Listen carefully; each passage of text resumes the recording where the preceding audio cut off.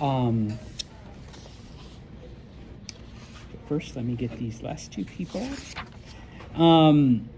We started with the Ottoman Empire and some of the changes and movements during the 16 to 1700s.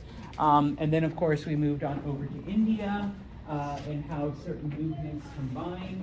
And then we left off on China, talking about some of the social changes during this period of time, okay? And of course, that, and I need to go back, but I will show you, okay? That, of course, this becomes a time of increasing literature and publication of various ideas. Because of the printing press, remember that it was originally invented by the Chinese, but then later improved upon by Johann Gutenberg by adding movable type. And so one of the big things that becomes printed in China are study guides because of the importance of taking a civil service test for government jobs. And so we see also an increase in women authors, but like in many cases throughout history, we do see that women tend to be pushed aside whenever they enter a field that is predominantly male dominated. With the concept of like a pen name that... Not yet. Okay.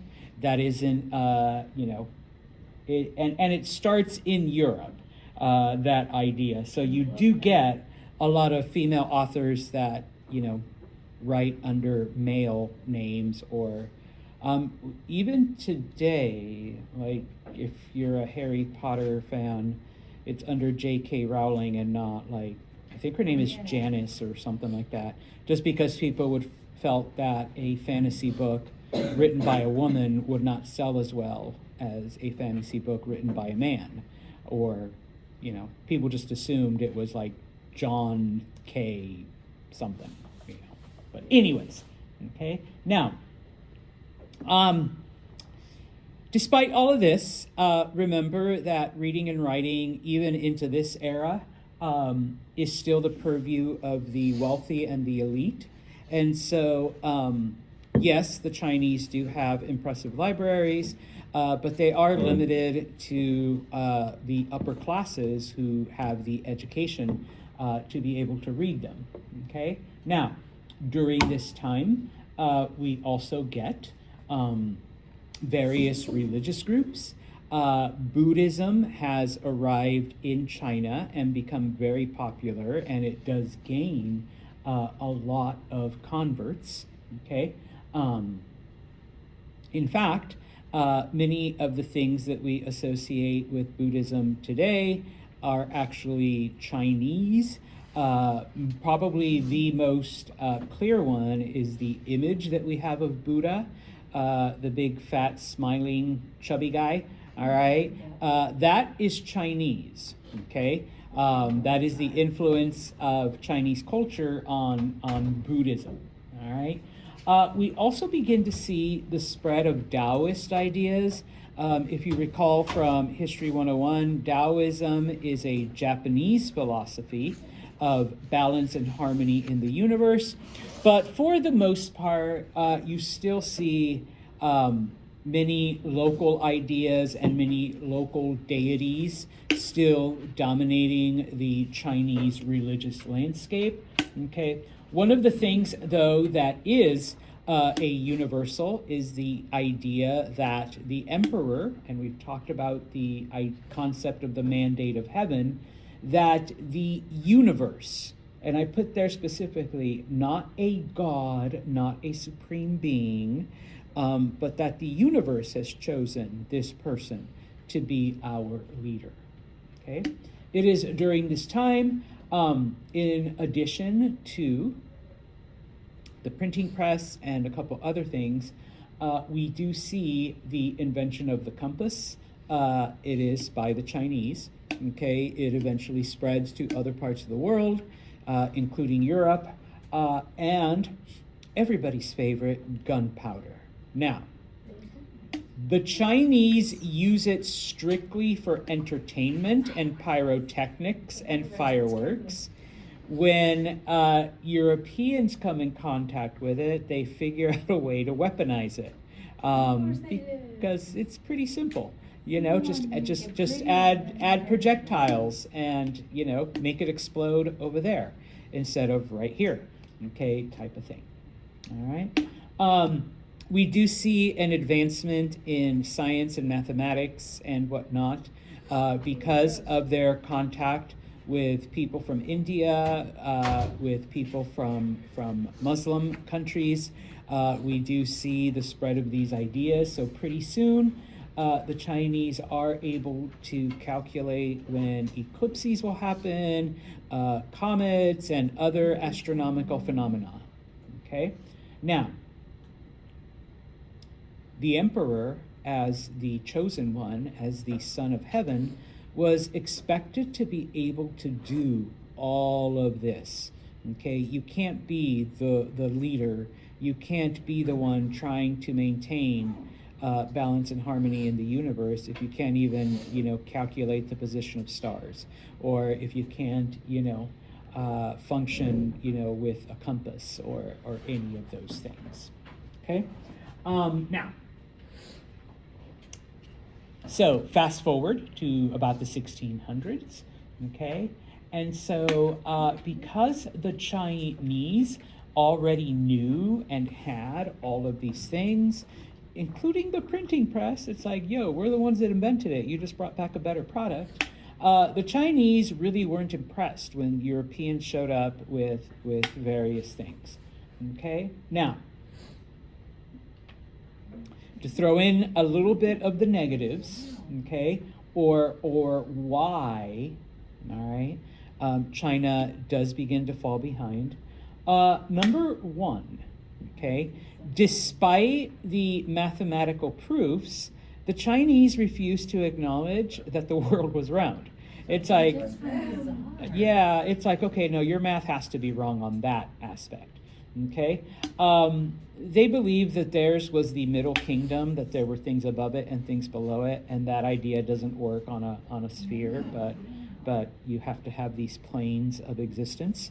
And so it's like, no, okay? Number two, we're the center of the universe, so why would we care about you? Why would we care about anything else? And so that extended to the idea, to them, all the Europeans that arrived were the same, okay?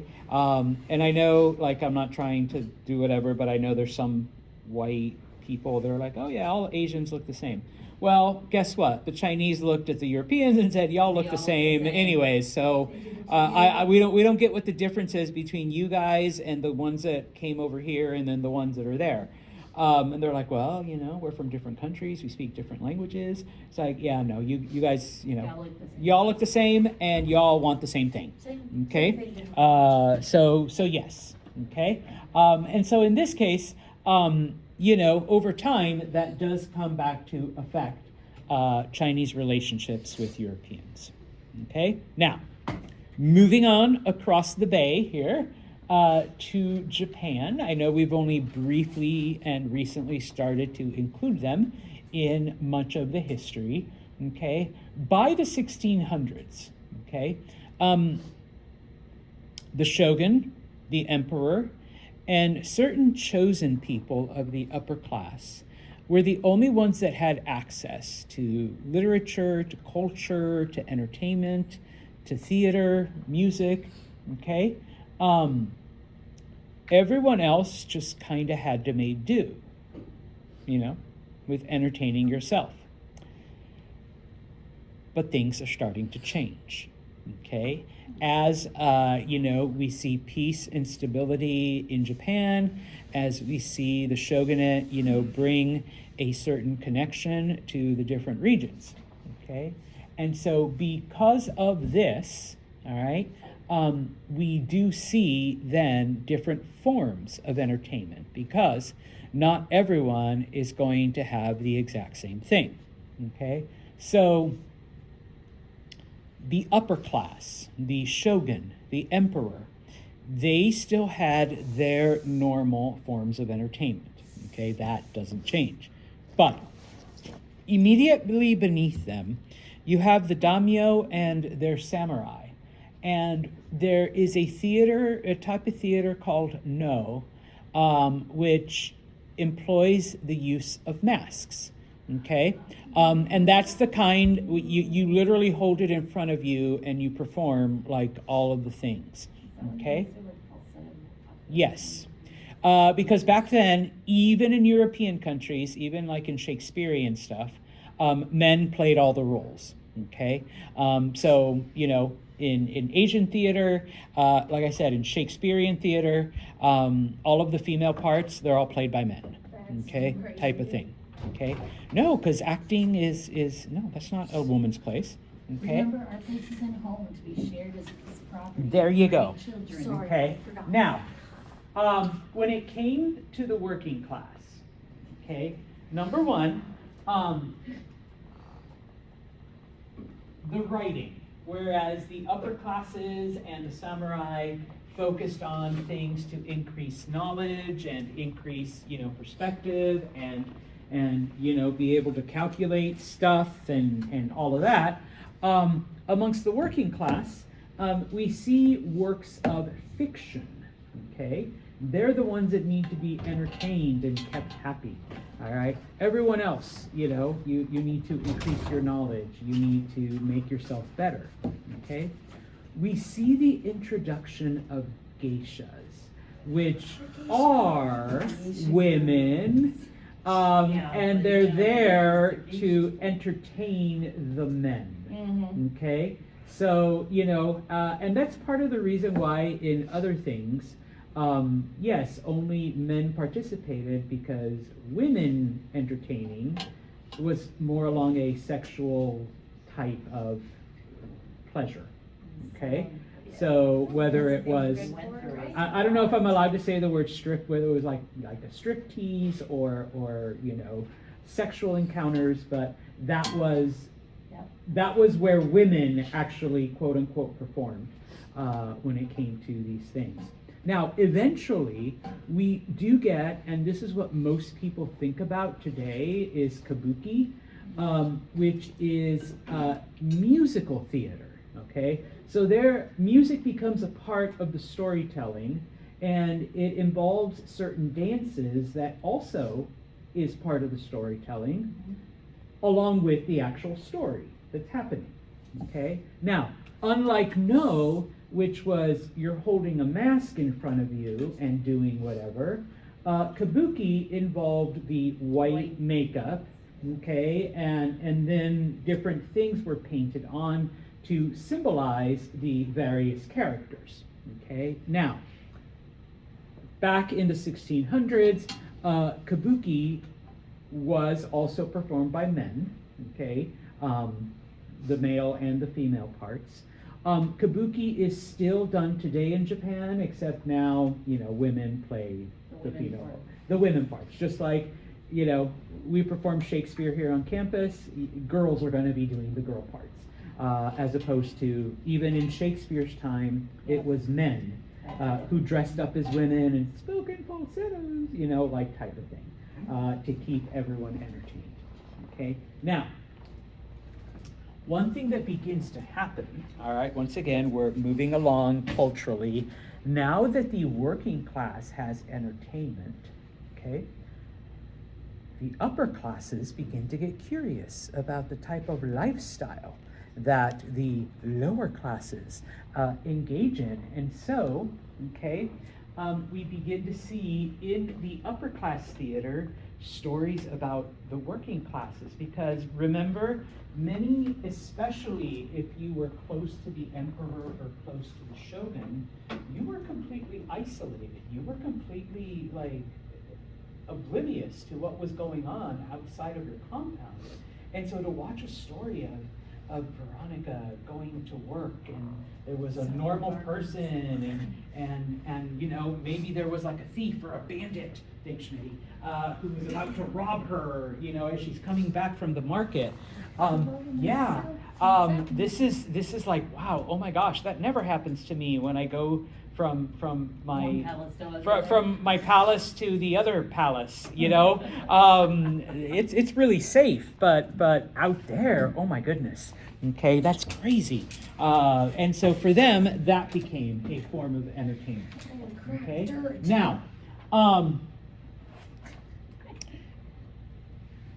just like in China, we see well, I guess in Japan it would be the introduction of the printing press with the German improvements, all right? And so we begin to see then an increased supply of books, actual books, okay?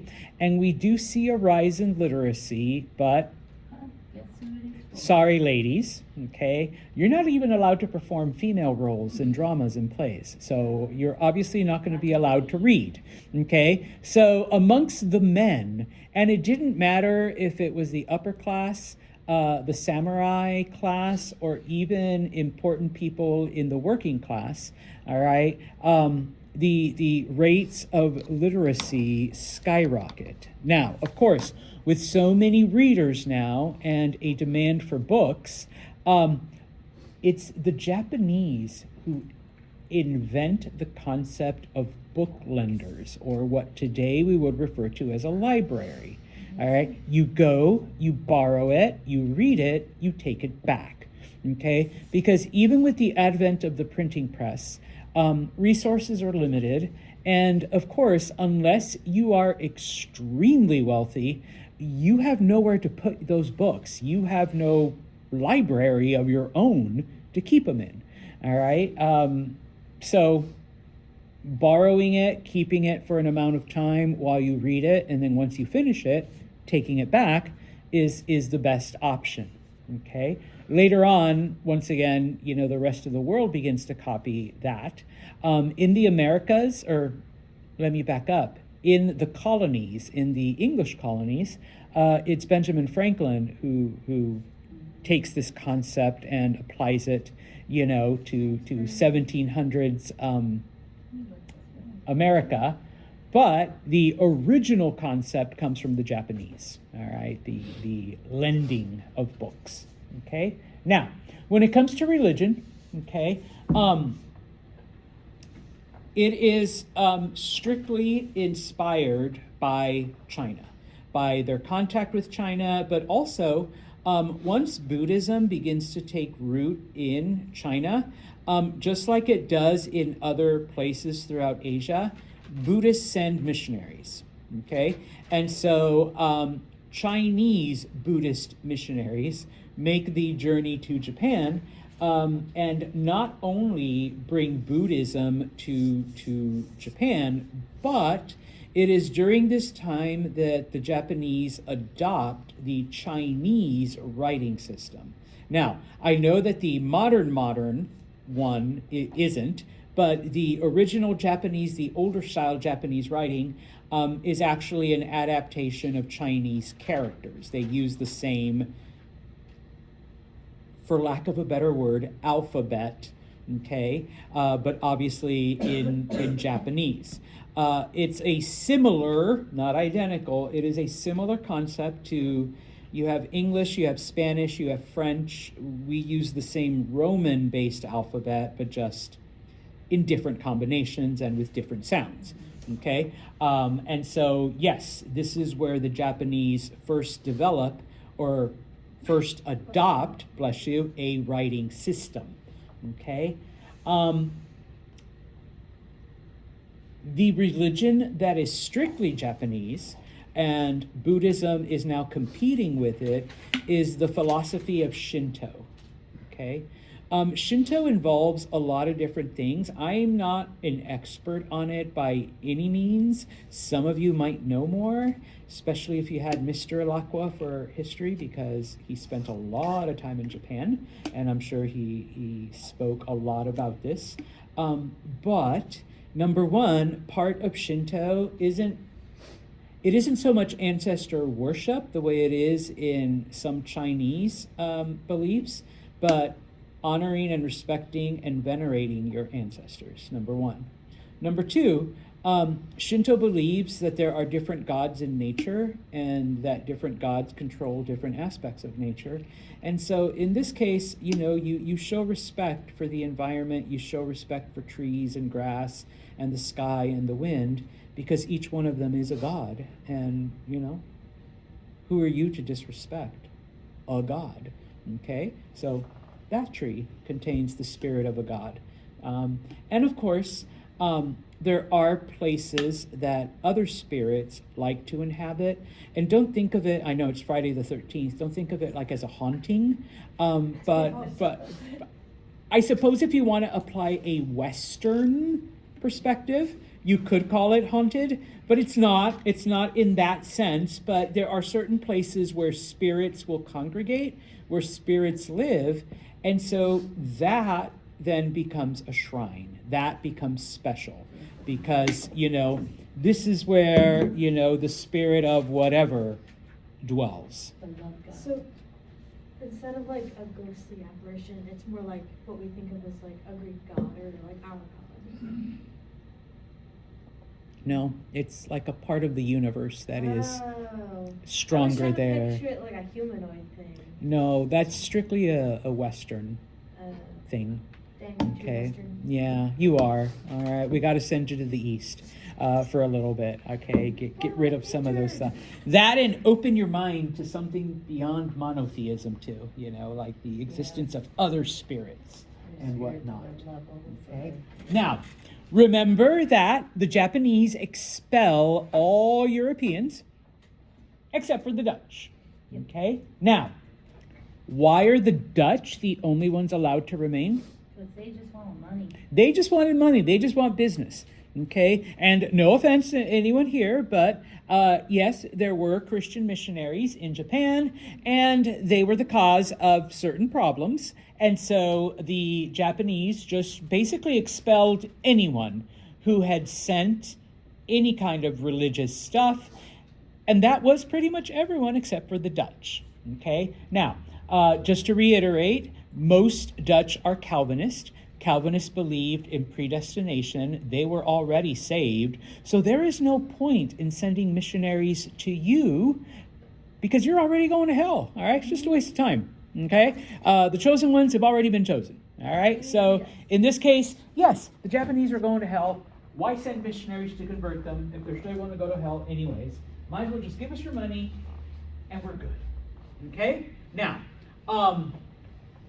because the Japanese are dealing strictly with the Dutch, learning anything foreign was called Dutch learning. Okay? Obviously, at first, it's based on the fact that it was the Dutch that were doing it, but eventually it becomes, synonymous with anything foreign. Okay? And so, number one, in order to be able to, exchange ideas and goods and services and whatever, the Japanese learned Dutch. Okay? In fact, some people were chosen to literally go to the Netherlands, spend time there, learn Dutch customs, learn about how the Dutch conduct business, and then they go back to Japan, and then of course there, we teach some other people, and we're able to do it. Okay? Now, you can't expose yourself to foreign ideas without those ideas spreading and without people wanting more. And so by 1720, the Japanese are taking in more and more, foreign ideas and foreign concepts. And, not only are they limited to Japanese writings, but they can absorb anything that's been written in Dutch. Okay? And so the shogun realizes, people are, somehow trying to get a hold of these foreign books. People are trying to get a hold of, this knowledge, so might as well profit a little bit from it. And so the shogun begins to allow, I say foreign, but Dutch only, books to be brought into Japan legally. Okay? Of course, I'm sure there were import fees to pay and things like that. So the government's making a little bit off of it, number one. Okay? Now, what ends up happening though is that people are like, oh my God, Michaela, you've got this really awesome book. Can you like read it to me? Because I don't speak Dutch. All right, and so Michaela's like, sure, just talk to her. And so over time then, people like Michaela who have been privileged not only to learn Dutch and bring in Dutch books, they now begin to translate those into Japanese. Okay, now we're not at, okay, let's translate, stories and literature or things like that, but it starts off with, medical books, science books, astronomy books, engineering manuals. All of this gets translated into Japanese, and so now the people that weren't privileged enough to be sent to learn Dutch or haven't learned Dutch don't have to. They can just read it in their own language, number one. But there's, and as a language teacher, and many of you have ever studied another language, there's only so much you can do from just reading. There's only so much you can do if you're not allowed to actually go and interact with native speakers or into that. So by 1745, we get one of the first Dutch-Japanese dictionaries because, Michaela's fine with reading in both languages, but maybe Mac here is having trouble with a couple Dutch words because she had to learn her Dutch secondhand from Michaela, all right, and has never been with a Dutch person, has never gone to the Netherlands, has never spoken Dutch with a native Dutch speaker, okay? So now we have a dictionary to help us get through some of those harder things, okay? And so little by little, all right, we begin to see this European influence begin to spread throughout Japan, okay? Because, of course, we got to leave it off here, but once Dutch ideas are entering Japan, it doesn't take much longer for people's demand for, okay, I want to read something by the British, and I want to read something by the Spanish, and I want something from the French. These Dutch books mention it, and some of these Dutch books are translations of French books. Why can't we just get the French stuff directly? Okay, but that's for the next chapter, because let us go back to Europe. And in the 16 and 1700s, okay, we enter a period known as the Enlightenment. Okay, now, during the period of the Enlightenment, people begin to turn away from strictly religious reasons of why things are happening. Please remember that throughout the Middle Ages, the knowledge of the Romans and the Greeks and all of these, mathematical and scientific and agriculture and medicinal things, it existed, but the Catholic Church kept it hidden away, okay?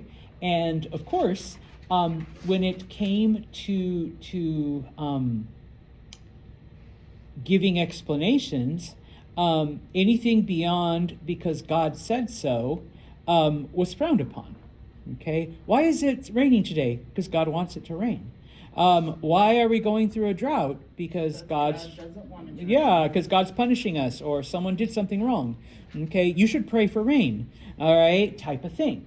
All right, now, in many cases, okay, and remember, the dominant religion during this time was Catholicism, but by the 1700s, we've had about 200 years of Protestant ideals as well. And in many cases, people would ask, well, why? And a lot of people still ask, why is there so much suffering? Why is there pain? Why do we have to deal with this shit type of thing? And of course, your priest or your pastor or your minister or your rabbi or whomever will tell you, well, in the next life, things get better, and, have faith, and you'll be with God. And some people begin to ask, why can't I have a good life in this one? Why do I have to wait to get to heaven for life to get good? Okay? And so, people begin to turn to better, more logical explanations as to why things happen. All right? And that is the period of the Enlightenment. Okay? Now, it's not only that, but remember, okay, people have gone to the Americas. People have been in contact with Muslims. People have been in contact with people from other parts of the world. And they are noticing, certain people, they're bringing Persian mathematics and Greek astronomy and Muslim learning and, medicine and all of these other things, okay? And guess what? Most of this is based on science, okay? Does atheism pop up here or no? Not yet. Okay. We got to start with theism first, and I'll explain what that is, okay? Now, and so this exposure to new ideas leads people to believe, hey, if we figured out that the world was round by using math, if we figured out that the earth goes around the sun, well, not we, but, Arab mathematicians and Persian mathematicians and Greek mathematicians, if they figured out that the earth goes around the sun by using astronomy and math, okay, not because, some angel came down and told them, all right, hey, maybe we can use math and science to explain other things as well, okay? Because guess what? I went to my priest, and my priest said, because God said so, all right? Or that's what God wants, okay? Because the earth is the center of the universe, because that's why. It's like, well, this disagrees with that, okay? And so the Enlightenment becomes an era of human reasoning and human logic and math and laws and science versus, this religious explanation. Okay? Now, it starts with a Polish monk named Copernicus, who is the first to theorize that the earth is not the center of the universe. The sun is here and the earth goes around it. Okay? And he does this through math. Now, I emphasize that he is a monk because, once again, all of this knowledge existed, but where was it? In the church. It was hidden, all right? It was kept away. And so if you wanted it, if you were European and you wanted this knowledge, you basically had to devote yourself to the church. Yeah, you had to become a monk or a priest or whatever so you could have access, okay? Now, of course, he is censured, he is punished, and people understood certain basic scientific things.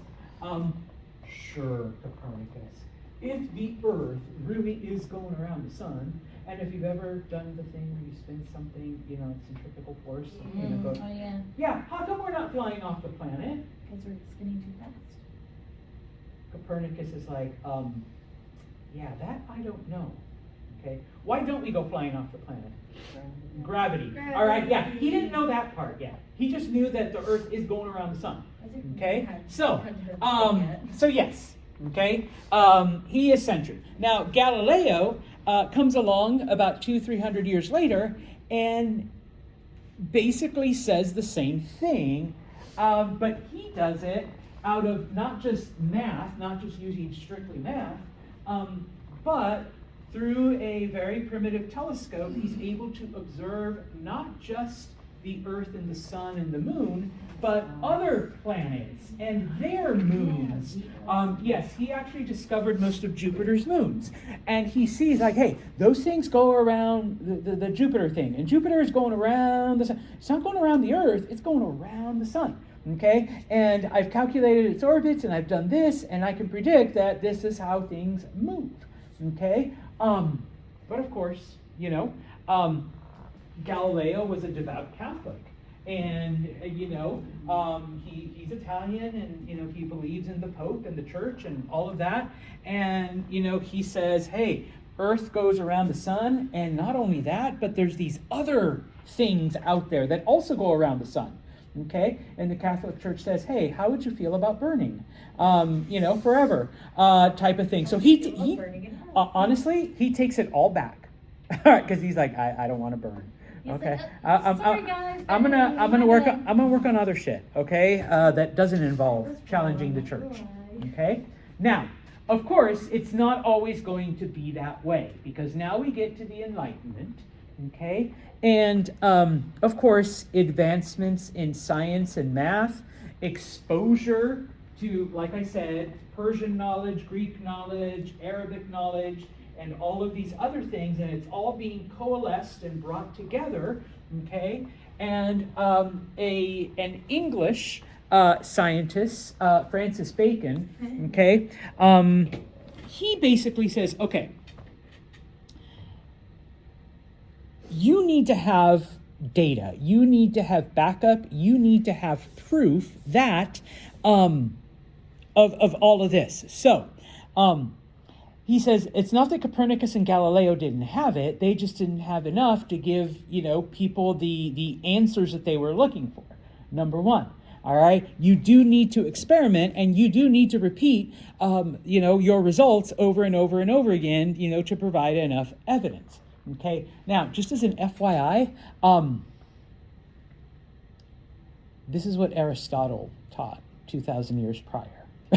Okay, so, Bacon was able to study these ancient writings, okay, and apply that to the Age of Enlightenment. Okay, Newton comes along, and he's the one that, I guess, discovers the force that Copernicus couldn't quite name, that keeps us from flying off the planet, bless you. And he discovers it mathematically, okay, type of thing. He also invents calculus along the way. Hey, don't just blame him. The Mayans did it too. Yeah, I know. Separately. So, you can blame the Mayans first, and then you can blame Newton. All right? But he discovers like all of these things that happen in nature, and he's basically like, okay, there are certain laws, there are certain things that happen that are universal, and if we apply that to everything, we can come up with the reasons why. Okay, these things are happening the way they are. And yes, he's the one that figures out that there is a force that is keeping us on the planet, and whereas and he can mathematically explain it, and he can mathematically prove how much, it's something meters per second square. I can't remember, 10 point something. I had to memorize it at one time. I had to memorize it for one class at some point, but I don't teach math. But okay, he is able then to show it and prove it mathematically. Okay, so number one. Number two, by now we have had the Reformation. Okay, so Isaac Newton is English. He is living in a Protestant area. All right, so he's not being shut down by the Catholic Church the way Galileo or Copernicus were. Okay, just as a side note, Isaac Newton's birthday was or is December 25th. Okay, so on occasion, I like to repost a meme from Neil deGrasse Tyson. On this day, hundreds of years ago, a man was born who would change the universe forever, who would bring knowledge and salvation to an ignorant population. And he's like, happy birthday, Sir Isaac Newton, like type of thing, you know, and it's like, Jesus, no, Isaac Newton, you know, type of thing. Anyways, okay, and so we begin to see changes, all right, that are based in science, okay, and you just need to have passing familiarity with this. The first one is called bioprospecting, okay, where based on Newton's ideas that laws and rules apply everywhere, okay, we can study plants in this region. Take that knowledge, because remember, we've discovered a whole new continent, and while we're at it, you know, taking all the gold and silver and killing the natives, look at all of these plants and animals that live here. So taking the knowledge that we have from here, we can apply that to here. Now, obviously, there's going to be differences, but, okay, they come to realize that, you know, certain plants, certain animals, even if they are different, do behave in very similar fashion and do share a lot of things in common, okay? And so once early, I want to say botanists and zoologists, all right, it's not quite a science yet, but once these early scientists are able to show these similarities, we begin to see the establishment of science academies, okay? Because now that we've stolen the gold, now that we've killed the natives, now that we're, you know, doing all this other weird shit, now come the scientists, now come the academics, now come the researchers, the ones that are going to these places strictly to learn. Yeah, let's start doing this, okay? Now, we begin to see also that the knowledge that is gained is being used in various areas and is being applied to different things. Now, mind you, once again, the Greeks and the Romans and the Persians were doing this, you know, 2,000 years earlier, okay? But now, okay, we see this, you know, we call it the Age of Enlightenment because now everyone is participating in this. It's not just one or two groups of people, okay? For example, yeah, astronomy's nice, and calculating the orbit of planets and stars is pretty cool, and observing celestial bodies, okay, is pretty neat. And like the Persians did, you know, making them into funny designs and saying, hey, that looks like a horse. And whoa, that looks like a bear. Actually, it looks more like a big ladle, but I don't know where you get bear from. But whatever, okay, if you've never seen it, it is literally a big ladle and a little ladle type of thing.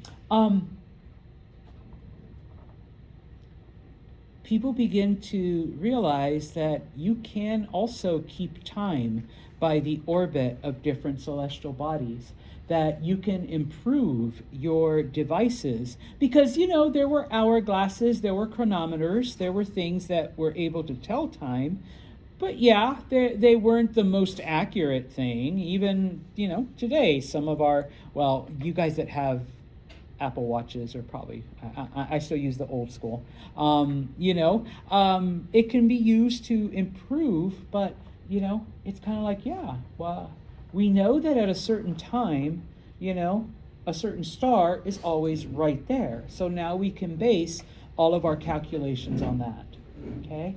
And so this becomes a part of military training, okay? In that it is no longer enough to just be able to fight your enemy, but now you got to be able to, you know, we need to get over that mountain. Hey, Rowan, figure out how far away it is by looking at the mountain, checking where the stars are, and how far up from the horizon the star happens to be. Okay? Bailey, I need you to tell us which direction we're going to. And you know that if you find if you find the little ladle, it'll point to the edge of the big ladle, and that's the North Star, and that way is north. Okay, and of course, depending on how far up from the horizon the North Star is, will tell you exactly where we're located. And so off we go. Okay, because it's no longer enough to, yeah, I thought I heard booms over there. So let's march that way. Okay, and so this leads us then not only to teaching engineering and navigation in military schools, but also map making. Because guess what? We're exploring a continent that nobody's ever been to before. And, I know I like to draw maps sometimes, but those are crazy, stupid, inaccurate. Okay? We actually need to know, how the hills, how the topography, how everything lays out. Okay? And so, all of this then becomes a part of your military training, not just firing a gun and fighting someone. Okay? And of course, some people are better at it than others. They used to actually teach how to identify stars and how to navigate by it. I'm okay. I'm not going to toot my own. I was okay at it. Okay, I could get us into the general area. I couldn't get us directly to where other people were way better at it than I was. But I was not the worst. Okay, I would at least get us in the right direction, if not in the right place. I'm like, we're going the right way. I don't know if we're going to be off by 20 miles or by 50. All right, but at least we're going in the right direction. Okay, now I don't think I could tell. It's a lot harder here. I can't identify. No, too much light. But whenever I've been, whenever I've been just like 10 minutes north, I'm like, oh my God, that way. Like I can find you the stars. All right. And one time, like someone was like, oh, look at that star, and I was just like, oh, that's not a star. That's Venus. Yeah. Venus is easy to find, even here in Utica. Oh, yeah. If you ever, yeah. Isn't it like stars flicker and then planets don't? Yeah. I have that right? So if you can identify that, but like as long as you know, like Venus will always be on the opposite end of where the moon rises and sets. Just a little trick. Yeah. All right. I know you're like, that's useless, Santos. I'll just ask Siri. No, but back before Siri, you looked where the moon was rising, and so over there Venus was setting. Type of thing. And then in the other direction, moon is setting, there's Venus. Okay, just on the opposite side. All right. But just because you were born in the right family doesn't make you good at calculating and mapping and navigating. But yet someone who's born of a lower class who would normally just be a foot soldier, guess what? We're promoting you to lieutenant because you know where to take the squad, whereas the guy that has always been the lieutenant is an idiot. Okay, so we'll go have him, I don't know, clean the horses or something like that. All right, whereas you get to lead, all right, the military. Okay, I'll get into some of the other stuff. Not on Monday. Please don't come Monday And nobody will be here. because it's spring break. There's always